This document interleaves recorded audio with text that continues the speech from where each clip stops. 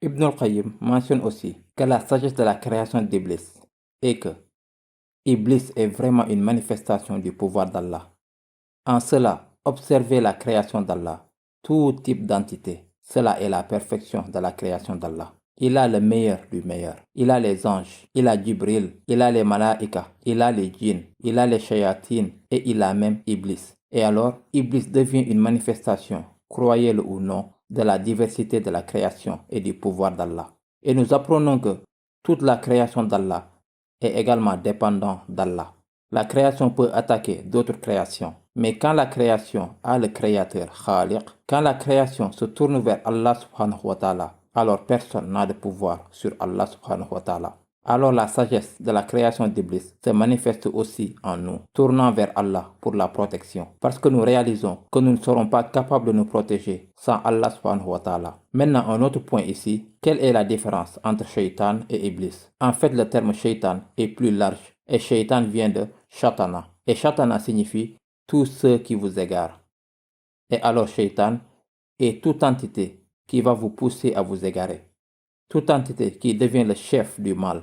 Toute entité qui devient quelqu'un qui invoque les autres à s'éloigner du Sirat al-Mustaqim. Et dans le Coran, nous apprenons que Shaitan n'est pas juste le terme pour les adeptes de Iblis des djinns. Ils sont aussi Shayatin al-Insi wal Jinn, Shayatin des hommes et Shayatin des djinns. Alors le terme Shaitan peut s'appliquer aux hommes et aux djinns. Bien sûr, la majorité des Shayatin sont des djinns. D'ailleurs, j'ai dit ça dans les précédentes conférences que j'ai données. Tous les djinns ne sont pas des shaitans. Les djinns sont des créatures comme nous. Et il y a des djinns musulmans, il y a de bons djinns, des djinns adorateurs, et il y a aussi des djinns maléfiques. Et les djinns maléfiques sont appelés shayatin. Mais il y a aussi des shayatin parmi les hommes. Dans le hadith de Sahih Muslim, notre prophète sallallahu alayhi wa sallam a dit que, à la fin des temps, les gens viendront. Du'atun ala abwabi jahannam. Il y aura des da'i, des appeleurs, mais pas pour Allah. Ala abwabi jahannam. Ils appelleront pour l'enfer. Et il a dit que shayatin fi suratil insan. Il y aura des shayatines humains. Le hadith dit littéralement, les appels, ce sont des gens, ils sont des shayatines humains.